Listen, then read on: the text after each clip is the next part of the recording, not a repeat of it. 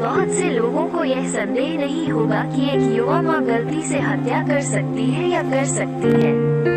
इससे भी कम लोगों को एक 4 साल के लड़के पर इसी बात का शक होगा, और किसी को शक नहीं होगा कि किसी ने जानबूझकर ऐसा किया होगा। उस दिन मॉल में भीड़ थी। एक शुक्रवार, जब दुकानदार दुकानों के अंदर और बाहर बुनाई करते थे, प्रिंसेस स्टोर के सामने ट्रैफिक का ढेर लग जाता था। बच्चे रोते थे क्योंकि उनके माता पिता उन्हें अपने घुमक्कड़ में जल्दी से धकेल देते थे। एक माँ और उसका छोटा बेटा अराजकता के माध्यम से हाथ से चला गया। उसका हाथ उसका नेतृत्व कर रहा था क्योंकि उसका सिर जल्दी से मुड़ गया था। स्टोर के सामने से स्टोर के सामने एक व्यक्ति से दूसरे व्यक्ति की ओर देख रहा था। खिलौने की दुकान के पास से गुजरते हुए महिला का हाथ धीरे से खींचा गया और उसने अपने बेटे को दरवाजे की ओर इशारा करते हुए देखा। हालांकि भीड़ घनी थी, यह विशेष दुकान 10 गुना बदतर थी, एक दीवार से दूसरी दीवार तक दौड़ रहे बच्चों से भरी हुई, उठी हुई आवाजों की एक निरंतर गूंज, क्योंकि लोगों ने सुनने की उम्मीद में अपने बगल वाले व्यक्ति की तुलना में जोर से बात करने की कोशिश की। जब वो अपने बेटे को निराश नहीं करना चाहती थी, लेकिन एक दुकान के उस नरक में प्रवेश नहीं करना चाहती थी, तो उसका चेहरा लाल हो गया था। उसने ऊपर एक छोटी, कम लोकप्रिय खिलौनों की दुकान देखी, जिसमें पहले वाले के 1/4 ग्राहक भी नहीं थे। ऊपर की ओर इशारा करते हुए उसने अपने बेटे से बात की। चलो उस पर चलते हैं, ठीक है। उसने सिर हिलाया और वे फिर से चलने लगे। क्या अच्छा लड़का है, उसने सोचा कि वे धीरे धीरे एस्केलेटर और दूसरी मंजिल तक पहुँचे। उसे यह समझाने की भी आवश्यकता नहीं थी कि वे उस स्थान पर क्यों नहीं जा रहे थे जहां वह चाहता था, और वो बिना किसी दूसरे विचार के बस विकल्प के लिए सहमत हो गया। अच्छे बच्चे। जैसे ही यह जोड़ा दुकान के खुले दरवाजों से गुजरा, माँ को एहसास होने लगा कि वहाँ कोई खरीदारी क्यों नहीं कर रहा है। भरवा खिलौने $50 से ऊपर थे। छोटे जानवरों के आंकड़े 20 थे। पूरे स्टोर में सबसे सस्ती चीज शायद रजिस्टर द्वारा प्रदर्शित $5 की गोंद थी। अगर उसे पता होता कि यह कितना महंगा होगा, तो वो नीचे के खिलौनों की दुकान में जा सकती थी। लेकिन इससे पहले कि वो अपने कदम पीछे कर पाती, उसका बेटा उसके हाथ से चला गया। वो उन सभी खिलौनों को पकड़कर खेल रहा था जो उसकी आंखें देख सकती थी। आहें भरते हुए उसने उसे खेलने दिया, यह जानते हुए कि कम से कम उसे यहाँ खिलौनों का आनंद लेने के लिए कुछ संतुष्टि मिलेगी, भले ही वो उन्हें घर लाने के लिए न मिले। हालांकि उसे कुछ पसंद आया। उसे अपनी माँ के पास लाकर उसे उसके लिए खरीदने के लिए कहा। अपने स्तर पर झुकते हुए उसने खिलौना रखा, एक लकड़ी की पहेली जिस पर विमानों और कारों के साथ अपने छोटे बेटे के लिए एकदम सही था, जो सभी चीजों को मोटर वाहन से प्यार करता था। लेकिन जब उसने इसे पलटा और उसकी नजर कीमत के स्टिकर से मिली, तो उसका चेहरा गिर गया। उसने पहेली वापस लड़के को सौंप दी। मुझे माफ करना बच्चे, मैं बस। उसने दूसरे माता पिता के कानों को अपने ऊपर महसूस किया। उनके पास यहाँ खरीदारी करने के लिए पैसे थे। उसने नहीं किया, शायद आपके जन्मदिन के लिए।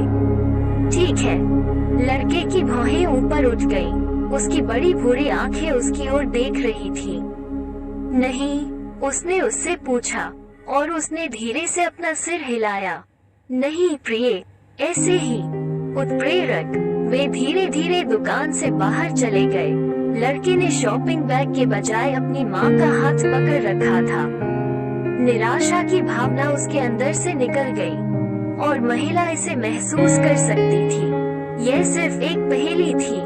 वो दोषी महसूस करती थी। लड़के की पकड़ उसके हाथ पर कसने लगी और वो नीचे झुककर उसकी आंखों में देखने के लिए रुकी। लेकिन उसका चेहरा देखकर वो हतप्रभ रह गई। उसने उसे गलत पढ़ा था। उसकी आंखों में निराशा नहीं, क्रोध था। उसने उसके दोनों हाथ हाथ अपने में पकड़ रखे थे। स्वीटी, क्या तुम अब घर जाना चाहती हो?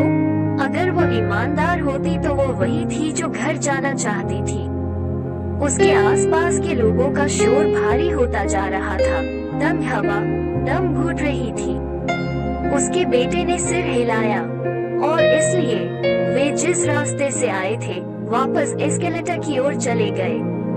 हालांकि जैसे ही दोनों चलती सीढ़ियों पर कदम रखने वाले थे, एक युवा लड़की जो उनके सामने कटे हुए लड़के से थोड़ी बड़ी लग रही थी, पीछे मुड़ने से पहले उसने उसे एक नजर दी और फिर लड़के ने देखा। उसकी मां ने ध्यान नहीं दिया। अब जो लड़की उनके सामने थी उसके दोनों हाथों में 2 बैग थे, एक खिलौने की दुकान से जो वे अभी अभी निकले थे और एक उस दुकान से जिससे वे बचते थे। कोई नहीं देख रहा था। महिला नीचे लोगों को टहलते हुए देखने में व्यस्त थी। एस्केलेटर के विपरीत दिशा में बैठे लोग या तो बातचीत कर रहे थे या मॉल के चारों ओर देख रहे थे। कोई नहीं चाहता था कि वो छोटे लड़के को केवल अपनी मां का हाथ थामे हुए देख रहा हो, लेकिन तब महिला ने महसूस किया कि उसका हाथ उससे फिसल गया है। और जब उसने नीचे देखा तो उसने देखा कि उसके बेटे ने अपने दोनों हाथों को लड़की की पीठ पर रख दिया और जितना हो सके जोर से धक्का दिया।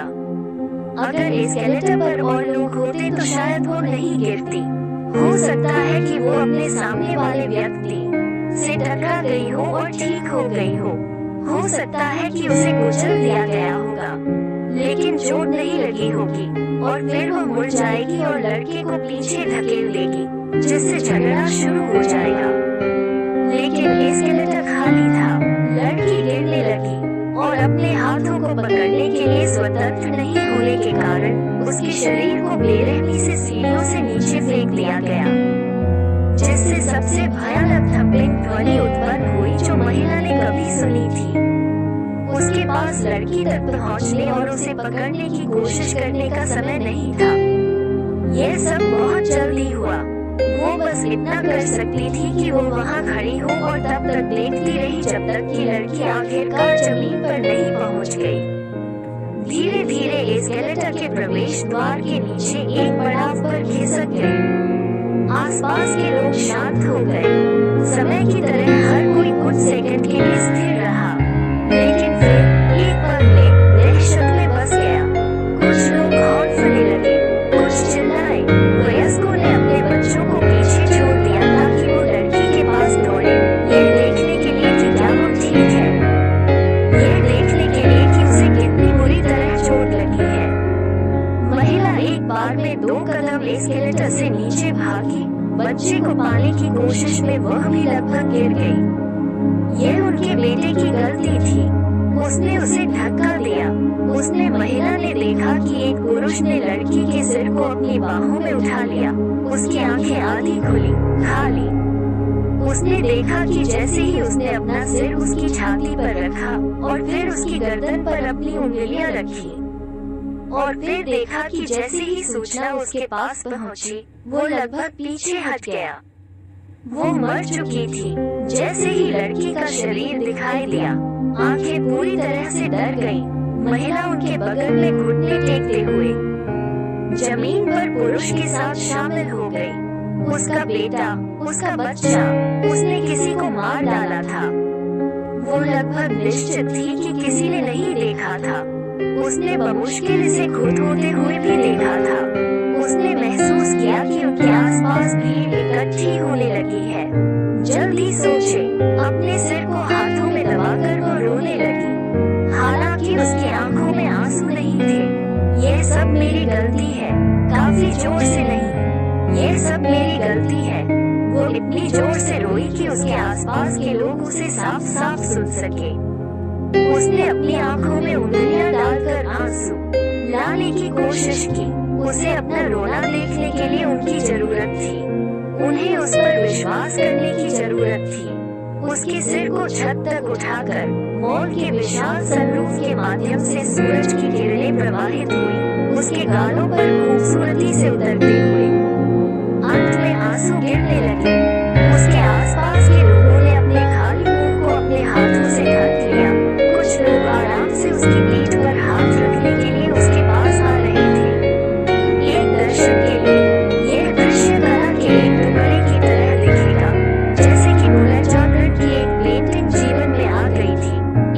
भविष्यवाणी की तरह यह महिला जीने के लिए थी।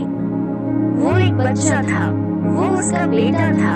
कोई रास्ता नहीं था कि वो उसे दोष लेने की अनुमति दे सके, उसे इस दुर्घटना को जीवन भर उसका पीछा करने दे, उसे यह भी जान ले दे कि उसने किसी अन्य व्यक्ति को मार डाला है। वो उसे मना लेगी कि ऐसा कभी नहीं हुआ। जैसे जैसे वो बड़ा होता गया, वो इस दिन के बारे में फिर कभी नहीं बोलती। वो इसे अपने दिमाग में इतनी धुंधली स्मृति बना देती थी कि उसके पास इसे एक सपना मानने के अलावा कोई विकल्प नहीं होता।